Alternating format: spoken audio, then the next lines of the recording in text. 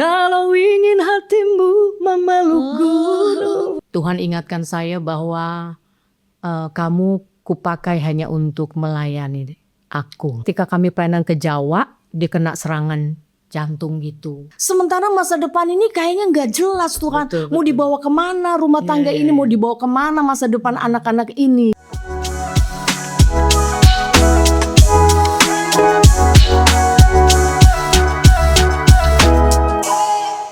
Shalom pemirsa, kembali bersama saya Akim Oe di Oe Podcast. Kali ini saya kedatangan narasumber yang tidak asing lagi bagi kita. Beliau adalah Ibu Pendeta Talitha Doodoh. Selamat sore Ibu. Selamat sore, shalom. Ya, shalom. Shalom buat kita semua. Ya, terima kasih Ibu atas kehadirannya di tempat ini. Kami bersyukur kalau pada kesempatan ini kami mendapatkan kesempatan untuk boleh berbincang-bincang mengenai perjalanan Ibu dan tentunya di dalam firman Tuhan ya Bu ya. Amen. Berjalan bersama Tuhan. Bersama Tuhan. Iya, puji Tuhan. Ya. Boleh Ibu kita mulai? Ya, silakan. Ya, ada beberapa pertanyaan Ibu dan kiranya apa yang menjadi pengalaman Ibu, perjalanan Ibu ini juga menjadi satu motivasi dan bermanfaat buat seluruh pemirsa di tanah air. Jadi boleh ya Bu kita mulai ya. Silakan. Kalau boleh tahu Bu, Ibu boleh berbagi dengan kami dan pemirsa perjalanan Ibu sebelum Ibu menjadi hamba Tuhan. Karena saya dengarkan dulu Ibu notabene-nya seorang penyanyi ya Bu ya. Yeah. Nah, sebelum menjadi hamba Tuhan, perjalanan Ibu ini seperti apa? Ya, gitu. Baik. Terima kasih buat kesempatan yang diberikan buat saya. Saya lahir dari keluarga seniman. Papi saya seorang pelukis. Dia juga seorang pelatih paduan suara. Dia juga juri ya untuk bermacam-macam jenis kesenian lah ya. Mami saya seorang penyiar RRI. Dia juga seorang penyanyi. Tapi jenis suaranya seriosa. Kami 3 bersaudara. Tapi yang turun darah seni itu hanya kepada saya. Sehingga ambisi orang tua saya untuk membawa saya lebih lagi ya, khusus dalam menggali ya. Jadi talenta. Ada apa namanya penerus lah ya Ibu. Penerus ya. Iya, betul. Jadi memang saya lahir di Jakarta, tapi tahun 76 sampai tahun 79 saya kembali ke Manado. Lalu saya ikut perlombaan pop singer cilik.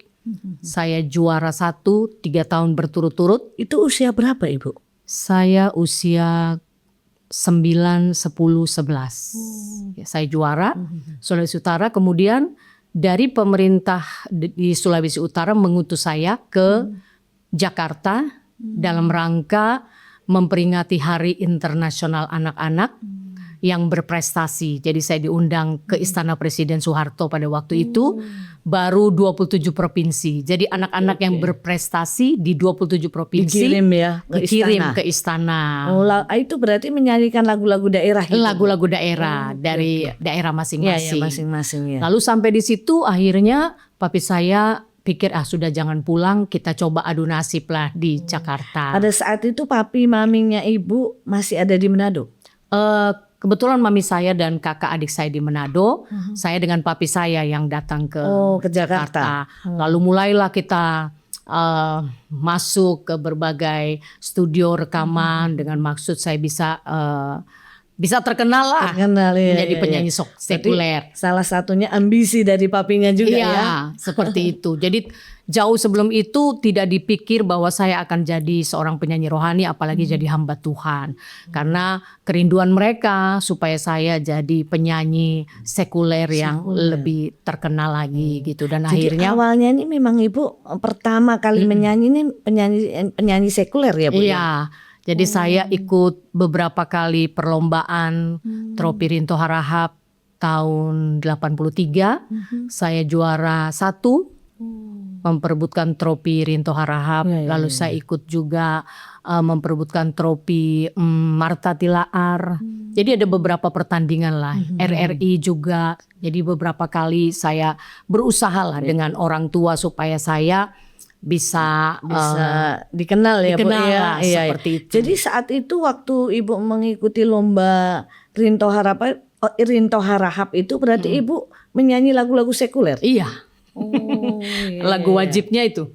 Kalau ingin hatimu memeluk gunung, manalah mungkin tangan tak sampai, itu ya.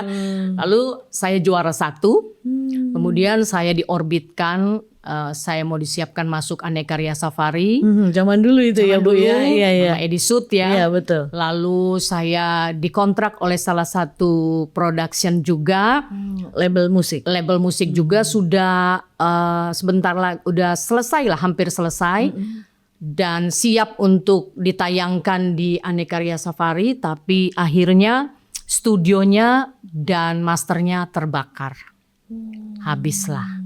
Dari situ Tuhan ingatkan saya bahwa kamu kupakai hanya untuk melayani aku. Itu tahun berapa itu Ibu? Itu kurang lebih tahun berapa ya? Tahun 82 lah, 82, 83. Jadi Ibu belum sempat mengeluarkan album sekuler? Udah sempat sih, tapi hanya seperti kompilasi aja. Kompilasi. Iya. Jadi udah dipersiapkan lagunya semua. Tetapi ketika master studionya terbakar, lalu Roh Kudus ingatkan saya bahwa saya hanya pakai kamu untuk melayani aku. Luar biasa. Suara Tuhan ya Bu. Iya. Jadi memang ada orang-orang yang memang sudah dikhususkan gitu ya. Betul. Iya. Jadi waktu Ibu mendengar suara Tuhan, lalu Ibu beralih ke lagu rohani atau transisinya bagaimana itu Bu? Oh, enggak langsung juga. Oh, enggak langsung Enggak ya. langsung. Jadi saya sempat dikontrak di salah satu production juga. Jadi kalau mereka ada wedding atau acara kenegaraan gitu ya, saya diundang nyanyi di sana. Lagu-lagu standar dulu. Standar dulu ya. Lalu perpindahan itu Bu, transisi Ibu dari sekuler ke rohani dulu tentunya ya. Itu bagaimana Bu kalau kita boleh tahu? Tadinya papi saya masuk ke berbagai tempat ya untuk berusaha bagaimana saya bisa diorbitkan gitu ya, dikenalkan kepada penyanyi-penyanyi seperti sampai papi saya kepingin ketemu dengan Titik Puspa karena dia pikir suara saya agak mirip-mirip. Dia pikir ini kayaknya warnanya pas gitu. Tapi ya memang Tuhan bawa sedemikian rupa. Singkat cerita tahun 80 saya akhirnya rekaman di Yaski. Lagu-lagu rohani. Tahun 80. Itu pertama kali mulai nyanyi rohani ya Bu ya. Rohani. Itu studionya tidak seperti sekarang, masih 4 track.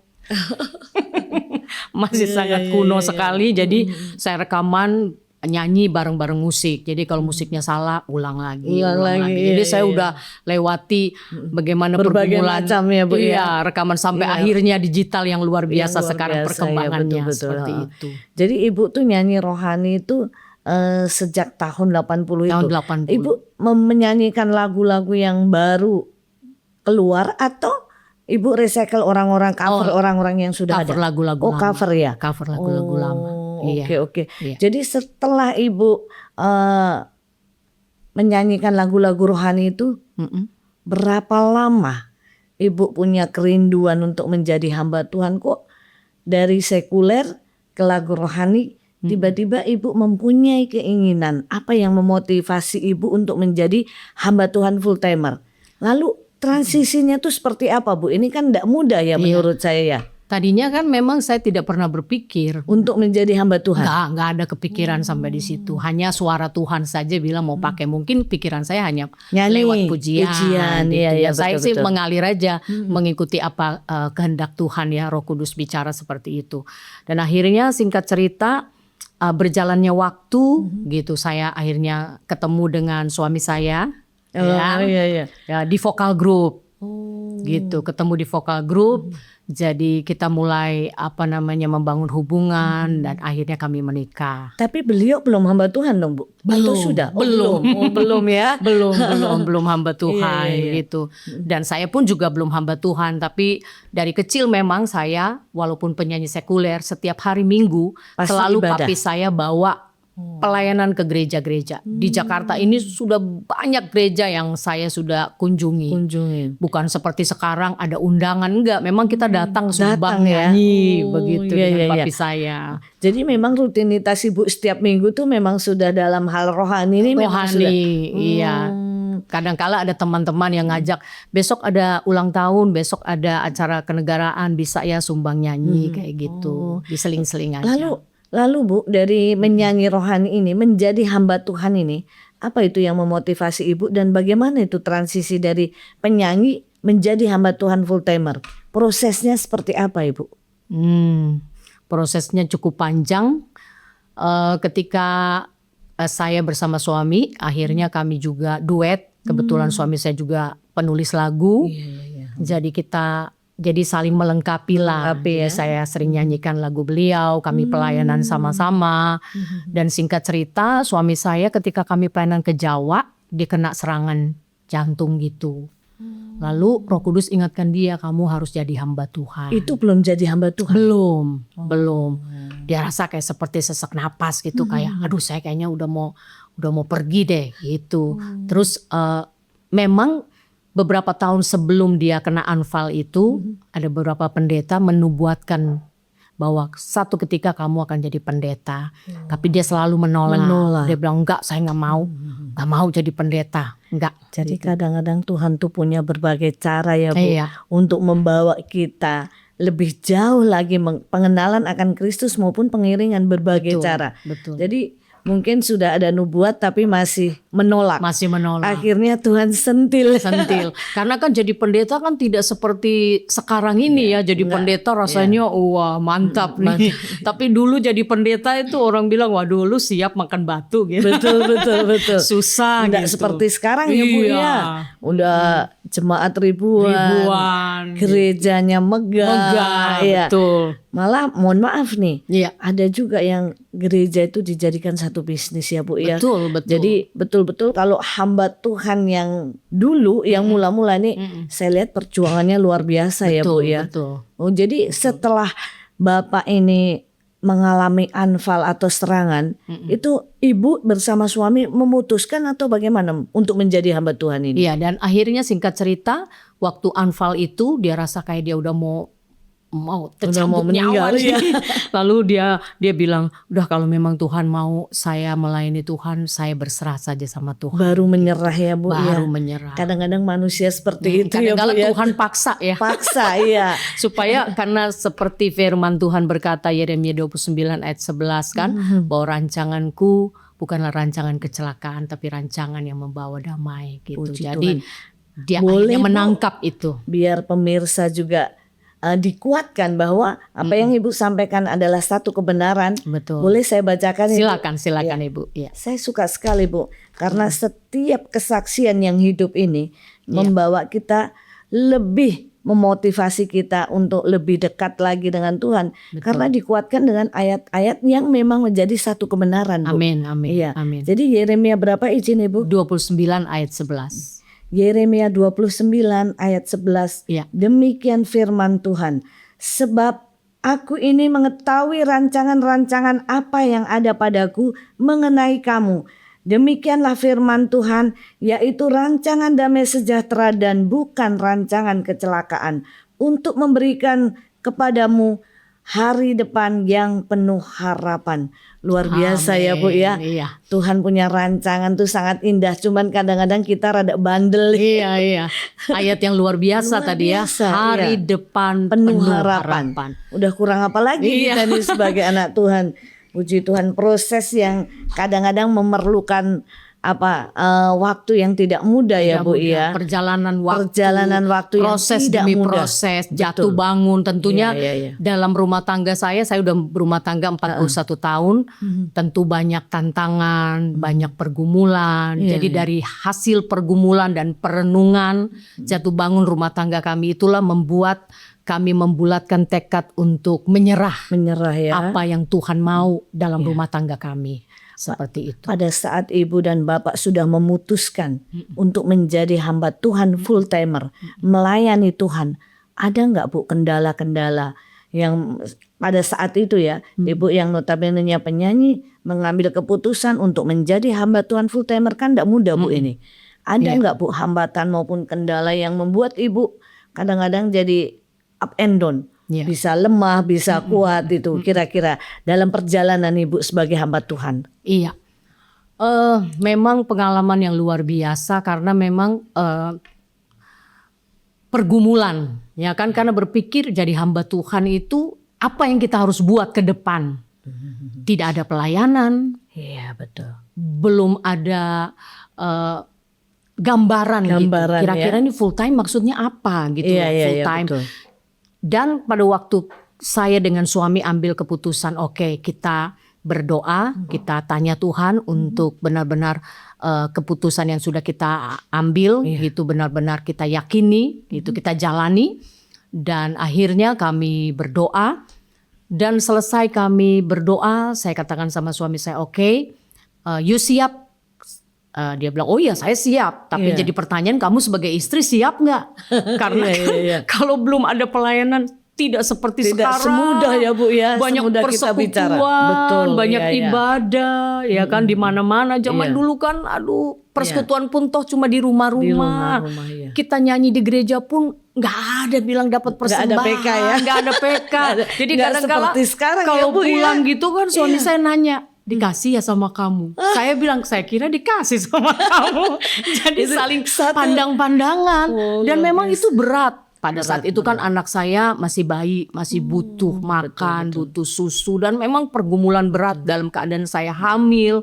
Menghadapi kesusahan seperti itu rasanya mau menyerah gitu. Tuhan kok begini? Kok seperti ini? Padahal kan firman-Mu berkata, rancanganku bukanlah rancangan kecelakaan yang membawa masa depan penuh harapan. Sementara masa depan ini kayaknya nggak jelas Tuhan. Mau dibawa kemana rumah tangga ini? Mau dibawa kemana masa depan anak-anak ini gitu. Jadi pada saat itu Ibu memutuskan untuk menjadi hamba Tuhan.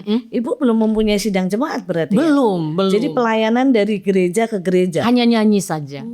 Tapi karena dari kecil saya sudah dilatih oleh papi saya, sebelum nyanyi harus memberikan kata-kata motivasi. Jadi dari saya umur 8 tahun tuh sebelum saya nyanyi udah disuruh ngomong. Sudah latihan itu ya? Udah latihan gitu. Dan akhirnya saya mengerti bahwa kenapa Tuhan bawa saya dari panggung satu ke panggung lain, bertanding di mana-mana. Itu ternyata Tuhan siapkan saya punya modal itu. Jadi ketika saya melayani Tuhan, saya sudah memiliki ilmu bagaimana cara melatih vokal. Karena kan biasanya orang kalau tidak punya ilmu berlatih bagaimana cara bernyanyi yang benar. Kadang-kala baru satu hari KKR misalkan 1 minggu, satu hari kedua suara sudah habis. Jadi dengan pertandingan itu kita dilatih bagaimana bisa. Yang orang bilang kok napasnya panjang, bukan masalah napasnya panjang, tapi bagaimana teknik mempergunakan nafas itu dengan baik. Sepertinya saya harus belajar nih sama Ibu Pendeta Thalita. Saya suka menyanyi tapi saya bukan penyanyi. Tuhan cari pemuji. Tuhan gak cari orang yang suaranya bagus. Karena firman Tuhan bilang Dia mencari orang-orang yang menyembah di dalam roh dan kebenaran. Jadi penyembah dalam roh dan kebenaran. Karena orang menyanyi belum tentu dia menyembah. Betul. Jadi harus beda ya. Orang memuji hanya menjual suara. Ya kan, yang firman Tuhan bilang kau memuji dengan mulut tapi hatimu jauh daripadaku. Jadi yang Tuhan inginkan adalah bukan hanya pujian dari mulut, tapi hati kita. Penyembahan yang sebenarnya. Yang benar ya. Seperti itu. Luar dan biasa, waktu Ibu. penyembahan itu kita naikkan di dalam roh dan kebenaran, itu akan menarik hadirat Tuhan. Jadi Puji pujian Tuhan. itu ada kuasa. Kuasa. Betul, Karena Bu, firman betul. Tuhan bilang kan, Roh Allah bertakhta di atas pujian. Pujian. Kalau Roh Allah tinggal di atas pujian, waduh dahsyat. Saya juga mengimani itu, Bu. Kalau kita kadang-kadang ya Bu menyembah, memuji tanpa kita sadari air mata ini berlinang Betul, keluar. betul. Kenapa? Karena Roh Allah itu benar-benar Tuhan itu bekerja Iya, dalam pujian. kita merasakan. Ya, betul. Terima kasih banyak Iya. Ibu. Sungguh luar biasa ini pengalaman Ibu. Ini Iya. tidak mudah. Iya. Kalau sekarang ini Bu, Ibu sudah mempunyai sidang jemaat atau? Iya. Oh, Jadi kami punya pelayanan penggembalaan sudah kurang lebih 34 tahun. lama sekali ya, Bu. Iya, 34 tahun kami menggembalakan jemaat. Tapi saya ini sebetulnya dipanggil sebagai penginjil. Saya lebih banyak keluar. Keluar. Iya, suami saya di tempat, saya yang banyak keluar. Karena firman Tuhan bilang kan, sebelum Yesus naik ke sorga, yang kita baca dalam Matius 28, mungkin bisa Ibu tolong Oke, baca baik. Matius Saya 28. sangat senang membaca firman Ibu. Iya, Matius berapa Ibu? 28 Ayat? ayat 16 sampai ayat 20. Baca dari perikopnya ya. Baik. Perintah untuk Baik, Matius 28 ayat 16 sampai dengan 20. Iya. Demikian firman Tuhan. Perintah untuk memberitakan Injil. ya. Dan ke-11 murid itu berangkat ke Galilea, ke bukit yang telah ditunjukkan Yesus kepada mereka. Ketika melihat dia mereka menyembahnya, tetapi beberapa orang ragu-ragu. Yesus mendekati mereka dan berkata, "Kepadaku telah diberikan segala kuasa di surga dan di bumi. Karena itu pergilah, jadikanlah semua bangsa muridku dan baptislah mereka dalam nama Bapa dan Anak dan Roh Kudus. Dan ajarlah mereka melakukan segala sesuatu yang telah kuperintahkan kepadamu. Dan ketahuilah, aku menyertai kamu senantiasa sampai kepada akhir zaman." Ya puji Tuhan ya Ibu ya. Ya, luar biasa. Luar biasa Ya firman kan? Tuhan ini. Firman betul. Tuhan mengatakan di situ, Yesus mendekati mereka dan berkata, "Kepadaku telah diberikan segala kuasa di sorga maupun dan di di bumi." bumi." Luar Jadi kalau Yesus diberikan kuasa di sorga maupun di bumi, siapakah Yesus itu? Berarti kan dia punya power. Power. Jadi kalau orang meragukan dia itu luar biasa. Karena kita lihat di sini murid-murid saja sempat ragu-ragu. Ragu-ragu ya. Bahkan ya. murid Yesus juga akhirnya kan menyangkal Yesus. Petrus. Ya. Yudas akhirnya menjual Yesus. Betul. Jadi betul. ternyata mengiring Yesus tidaklah semudah mudah. apa yang kita bayangkan. Pengikut Kristus harus benar-benar menjadi teladan. Ya, Betul, makanya, setuju saya, Bu. ya, makanya kenapa Tuhan panggil saya Ya. untuk menjadi seorang penginjil. Penginjil. Karena memang sebetulnya saya karakternya bukan orang lapangan, Bu. Saya orang yang suka di rumah. Tapi Tuhan bawa ya untuk menjadi ini sangat bertolak belakang. Bertolak belakang. Iya, tapi saya Tuhan bisa kerjakan itu. Saya bisa menikmati kesendirian. Saya bukan orang yang suka rame-rame gitu ya. Tapi berjalannya waktu Tuhan hentar saya Luar ke biasa. pedalaman-pedalaman, ke Kalimantan, ke Papua, ke NTT, dan memang pedalamannya yang luar biasa.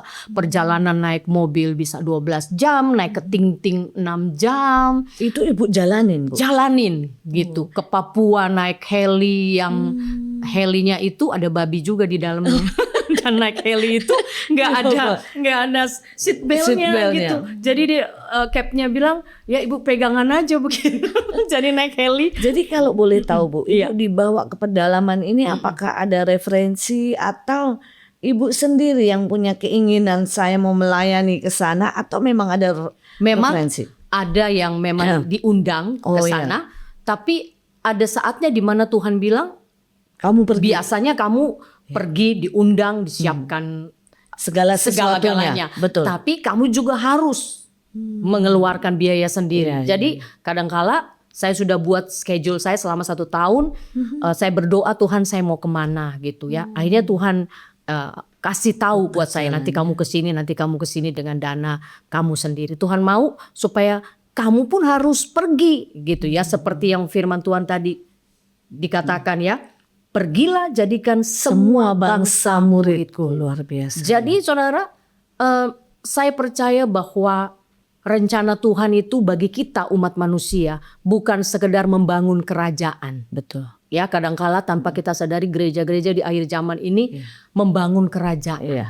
Rasa nyaman di kerajaan. Betul. Padahal waktu Yesus sebelum naik ke sorga, dia nggak bilang bangun gereja besar. No, saya tidak berkata bahwa gereja besar itu salah ya. Iya. Tapi artinya jangan lupa gereja besar oke, tapi jangan lupa juga penginjilan itu penting. Betul, jadi gereja itu menjadi sempurna, gereja itu menjadi kuat kalau ada penginjilan. Betul Ibu, Gitu. betul. Jadi tidak hanya membangun kerajaan, memperluas, mempermegah, dilihat orang. Iya betul. Ya kan? Mempersiapkan panggung. Betul. Kalau seperti hamba-hamba Tuhan yang sudah besar belum tentu suruh masuk ke pedalaman mau ya Bu ya. Iya. Dan puji Tuhannya kan Tuhan kasih saya kelengkapan gitu. Jadi ya susah kan mau undang penyanyi mau pergi ke pedalaman. Siapa yang mau? Jadi Ibu khotbah sambil bernyanyi. Sambil nyanyi. Luar biasa. Jadi tidak perlu undang penyanyi lagi. Iya, Katanya betul, udah satu paket. Satu paket iya. Seperti paket itu. hemat ya Bu. Paket hemat. Jadi pengalaman-pengalaman seperti luar itu biasa. yang luar biasa. Nah, Bu, gitu. ada nggak pengalaman yang menginspirasi bagi seluruh pemirsa Bu? Tentunya mungkin dari pengalaman-pengalaman Ibu ke pedalaman atau menjadi hamba Tuhan setelah Ibu menjadi pelayan full timer ini, ada nggak yang dapat menginspirasi buat kami dan tentunya buat pemirsa Ibu? Iya. Pengalaman dalam penginjilan itu luar biasa ya, tantangannya. Ya, tidak mudah, harus benar-benar menyiapkan hati ya, karena melayani itu harus hati yang kita siapkan. Betul. Ya kan? Bukan sekedar tenaga, uang, tapi lebih kepada hati. Betul. Jadi satu saat saya penginjilan ke daerah pedalaman Papua, namanya Bomakia. Itu sangat. Itu di mana Bu? Saya belum pernah dengar itu. Saya dengar Bintuni, Biak, Serui, Tanah Merah. Saya pernah dengar. Tapi itu dari Tanah Merah masuk lagi ke pedalaman. Itu. Jadi naik pesawat yang mendaratnya di sungai. Mendaratnya di sungai karena memang tidak mungkin dijangkau dengan darat. Jadi kita naik pesawat yang mendaratnya di air. Dan akhirnya di situ kan memang kuasa-kuasa gelapnya itu masih luar biasa. Luar biasa. Mistiknya. Jadi pembicaranya itu saya dengan ada satu pendeta orang Papua. Kami ada tim dari Manado dan ada beberapa orang kami turun ke sana. Dan akhirnya dalam pelayanannya ya begitu banyak kuasa Tuhan walaupun kuasa setannya juga luar biasa. Saya khotbah keras, pendeta yang dari Papua ini lebih keras lagi. Dia nantangin, setan-setan, suanggi-suanggi, keluar kamu, waduh, keluar kamu, gitu. Ayo kasih lihat ya bahwa kuasa kita lebih besar daripada kuasamu. Dan akhirnya singkat cerita hari kedua kita diserang. Diserangnya itu pendeta ini punya istri yang ada di Jayapura. Dia sakit malaria dan sudah kolaps. Dokter katakan panggil suami dan anak-anaknya untuk doa penyerahan karena istrinya akan meninggal. Dan saya tahu bahwa itu serangan balik. Sementara suaminya sedang melayani. Dan itu lagi semangat-semangatnya karena dia kan nantang-nantangin tuh. Sekarang iblis bikin nih, ayo lu nantangin gua, sekarang istri lu sakit hampir mati, gimana? Ditelepon lah, Pak harus pulang. Dokter telepon, Pak harus pulang karena istri sudah mau pergi. Lalu bapak itu bilang, Bu Tarita maaf saya permisi ya, saya pulang. Saya bilang sama dia, gak ada bapak pulang saya juga pulang. Saya nggak mau. Ini pedalaman yang benar-benar nggak ada air, kita nggak bisa mandi. Mereka tuh mandi hanya nunggu air hujan. Jadi kita bawa botol aqua itu hanya untuk cuci muka dan sikat gigi selama 1 minggu. Ngebayangin seperti apa, dan saya tidurnya pun hanya di tikar karena boro-boro hotel nggak ada, itu rumah camat udah paling keren, sudah tidurnya di tikar gitu. Dan Bu silakan ya tidur di sini. Lalu dia bilang dia mau pulang. Saya bilang, Pak bapak pulang saya pulang. Gak bisa. Tapi gimana Bu, istri saya ini udah mau mati. Enggak, mana saya telepon ibu. Saya bilang, Bu saya percaya ibu tidak akan mati. Percaya, luar biasa. tolong selesaikan pelayanan ini. Saya percaya ibu disembuhkan Tuhan. Tapi dia bilang, tapi saya udah gak kuat, dia kayak begitu. Iya. Suaminya bilang, Bu tolong, no, Bapak pulang, saya pulang. Saya bilang karena kita berdua pembicara, memang ada tim yang lain. Tapi kan semua mengharapkan dari kita selama 1 minggu itu. Saya bilang, Bu tinggal 1 hari lagi kita selesaikan pelayanan. Nah akhirnya oke, Bu, baik kalau gitu gak apa-apa. Jadi kita berdoa, saya berdoa, saya katakan Tuhan dalam nama Tuhan Yesus, saya percaya sakit ini tidak akan membawa kematian, tetapi penyakit ini akan mendatangkan kemuliaan bagi nama Tuhan. Jadi ibu lanjut itu? Lanjut. Dan bapaknya juga jadi nggak pulang karena itu malam terakhir. Tetapi malam terakhir itu saya yang diserang. Jadi ketika istri dari suami ini ya pendeta Yang ini sakit malaria sakit itu? malaria itu diserang, malam terakhirnya saya diserang. Malam terakhirnya itu jam selesai KKR jam 11, ya jam 11 malam selesai KKR, jam 12 itu saya disuruh Tuhan bangun.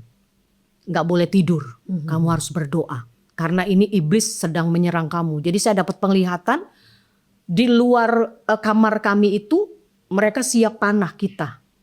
Ini yang suanggi-suanggi, yang kuasa-kuasa gelap. Kuasa gelap. Mereka lagi mau panah, khususnya mau panah saya gitu. Tapi karena saya capek selama 1 minggu itu tuh kita Berturut-turut itu ya? dan juga jemaat itu datang bolak-balik berdoa. Pagi minta doa, siang minta doa, malam minta doa. Jadi kayaknya gak ada waktu untuk kita istirahat gitu. Semua mereka datang karena mereka rasa haus.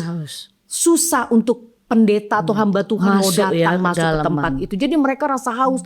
Jadi memang tenaga kita udah bener-bener habis. Jadi saya nggak bangun. Itulah ya kalau kita nggak peka dengan suara Tuhan. Ya akhirnya singkat cerita saya bilang, iya Tuhan ntar lagi ya, saya tidur dulu. Waktu saya tidur saya diserang, tiba-tiba kaki saya lumpuh. Waktu malam itu? Malam itu. Jam 2, jam 3, jam 4. Semua tim ada kurang 15 orang, mereka mendoakan saya. Udah doa, udah segala macam, udah baca firman, sudah ngomong. Gak bisa saya, gak bisa bergerak. Tiba-tiba kaki saya lumpuh. Gak bisa bangun, saya gak bisa bangun. Padahal besok pagi udah harus kembali. Ada pelayanan, kembali itu. Kembali ke berarti Tanah itu Merah. sudah hari terakhir ya Bu ya? Hari terakhir. Dan itu kan pesawatnya harus pagi-pagi. Karena kalau sudah siang awannya udah banyak. Tidak akan bisa karena kan banyak gunung-gunung ya bisa nabrak gitu. Jadi akhirnya mesti pagi-pagi jam 7 harus terbang gitu. Sementara saya lumpuh gak bisa jalan. Lalu seperti setan ngejek saya. Kamu kan usir-usir kan? Sekarang lu lumpuh, lu mau bikin apa? Malah dipermalukan gitu. Akhirnya jam 6 teman-teman bilang begini, ya sudah kita bopong aja, kita gendong aja Bu Talita sampai ke pesawat gitu. Karena cukup jauh ya kita jalan itu. Harusnya naik truk menuju ke sungai itu untuk bisa naik pesawat dari sungai itu. Lalu jam 6 kaki saya udah aduh Tuhan saya gak bisa. Terus Gak mereka bisa, bilang udahlah jangan dipaksa. Ayo kita gendong aja. Terus roh saya langsung gini, Tuhan masa Tuhan permalukan saya? Saya sedang melayani loh Tuhan, saya gak main-main. Saya minta ampun Tuhan, saya gak peka dengan suara Tuhan. Harusnya saya peka, waktu Tuhan suruh saya bangun, harusnya saya bangun, saya berperang. Tapi karena saya lelah Tuhan, saya minta ampun. Langsung saya bilang begini, tidak, jangan gendong saya bilang. Saya mau berdiri. Saya coba. Tapi gak bisa, no saya bilang. Kasih saya waktu 10 menit, saya pasti bisa berdiri. Dalam nama Tuhan Yesus. Mereka udah capek berdoa kan. Iya udah semalaman itu ya. Semalaman sampai capek kan mereka juga udah capek. Akhirnya saya bilang begini. Saya bilang Tuhan saya mau berdiri dalam nama Yesus. Tiba-tiba saya berdiri. Luar biasa. Tanpa minum obat. Tanpa gak ada dokter gak ada. Saya berdiri. Saya jalan. Ketika pesawat itu terbang. Ternyata mereka perang suku. Mereka mulai saling menyerang, panah-panahan itu. Mereka saling baku panah gitu. Kita terbangin, kita lihat mereka peperangan. Jadi ketika setannya itu keluar gitu dari saya, setannya mau cari mediasi tempat mana nih yang dia bisa masuk, cari mangsa. Dan akhirnya mereka seperti itu. Tapi kami terus berdoa di dalam pesawat dan akhirnya ya puji Tuhan saya sehat sampai di Tanah Merah, sampai di Jakarta. Puji Tuhan tantangan luar biasa ya Bu ya. Itu tidak semua hamba Tuhan mampu, Bu, melakukan seperti apa yang Ibu lakukan. Iya, luar Jadi biasa. suka dukanya ini banyak ya, Bu. Tapi mungkin banyak dukanya ya. Banyak duka memang. Kadang-kadang memang saya juga tadinya tidak berpikir bahwa medannya separah itu. Separah itu. Karena saya pikir paling biasa, tapi ternyata memang medannya sangat biasa. Satu tantangan yang begitu berat, yang tidak mudah dijalani dan tidak mudah hamba Tuhan tuh mau ya, Bu, ke pelosok-pelosok seperti itu ya. Luar biasa. Tapi Ibu menjadikan satu pengalaman ini boleh menjadi buat kesaksian supaya hamba-hamba Tuhan yang lain, pemirsa yang lain kalau melayani Tuhan, mengikut Tuhan, jangan setengah-setengah. Jangan 80%, 90%, tapi 100%. Begitu ya Ibu ya. Jangan berikan celah untuk iblis menyerang kita. Seperti saya katakan tadi ya, ketika Tuhan suruh saya berdoa, saya malah terlena karena capek ya. Kita bilang roh penurut tapi daging lemah. Tapi sebenarnya manusiawi, Bu. Udah seminggu Ibu capek. Betul. Capek kadang-kadang ya. Tapi disitulah Tuhan mau melihat kita ya, Bu ya. Benar, luar biasa. Mujizatnya dinyatakan. Jadi semua mata melihat bagaimana tidak ada dokter. Ya mereka pun berdoa sampai udah menyerah, tapi kita harus bertindak. Iman itu kadang-kala kita harus pakai iman itu dan bertindak. Saya jadi ini, Bu, saya jadi terkesima ini dengan pelayanan Ibu di daerah ini. Di sana itu, Bu, kalau saya boleh tahu, masyarakatnya itu masih primitif sekali kah, Bu? Iya, masih primitif. Mereka masih pakai koteka ya. Iya, dan pakai taring babi di sini dan matanya merah, dan mereka tuh masih terbang-terbang ke pohon-pohon. Jadi waktu KKR saya tuh nyamperin mereka di pohon, "Bapak, turun Kak, kita mau KKR, kita mau nyanyi." Tapi mereka mau, Ibu? Mau. Puji Tuhan, mereka kayak seperti rasa minder gitu ya. Jadi saya sapa mereka, "Ayo papa, mama turun ya, kita mau nyanyi-nyanyi," gitu. Bangsa dan negara ini membutuhkan orang-orang seperti Ibu yang mau pergi jauh-jauh ke pedalaman, yang belum tentu hamba-hamba Tuhan mau dan tergerak sampai melayani ke pedalaman seperti itu ya, Bu ya, tanpa upah, tanpa PK, tetapi Ibu dengan kasih dan perjuangan semangat yang luar biasa ingin menjangkau jiwa-jiwa yang di pedalaman. Saya pun nggak bisa membayangkan, Bu, bagaimana itu menghadapi orang-orang seperti itu. Tapi satu yang membuat saya bertanya-tanya, ternyata di pedalaman masih ada orang-orang yang merindukan ya, Bu, merindukan jamaah Tuhan, kasih Tuhan. Nah, di sana sendiri itu nggak ada gereja atau bagaimana, Bu? Ada gereja, tapi kan lawatan seperti ibadah KKR itu tidak ada. Jadi hanya rutinitas seperti ibadah hari Minggu. Padahal kan mereka mau didengar, mau didoakan secara khusus gitu. Jadi mereka datang didoakan secara khusus dan minta doa pelepasan gitu. Ada yang masih pakai kuasa gelap gitu. Jadi setannya marah lah. Tapi luar biasa Ibu Talitha Dodo. Sore hari ini saya sungguh bersyukur dengan kehadiran Ibu sebagai narasumber di OE Podcast. Ini sangat buat saya pribadi, Ibu. Saya sangat bersyukur lewat pengalaman Ibu, pelayanan Ibu. Mata saya semakin terbuka. Ternyata di pedalaman, pemirsa, masih banyak orang-orang yang membutuhkan uluran tangan kita, yang membutuhkan penginjil-penginjil seperti apa yang Ibu lakukan. Terima kasih waktunya Ibu. Pada kesempatan yang lain, OE Podcast, kami berharap Ibu boleh hadir di tempat kami lagi. Terima kasih, Tuhan memberkati. Terima kasih pemirsa, kita telah menyaksikan tayangan kami pada sore hari ini bersama narasumber kami Ibu Pendeta Talitha Dodo.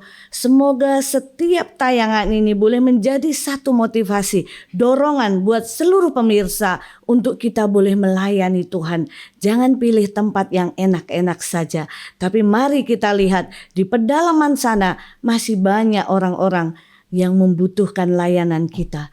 Tuhan Yesus memberkati. Sampai jumpa di podcast-podcast berikutnya bersama saya Akim Oe dan OE Podcast. Tuhan Yesus memberkati.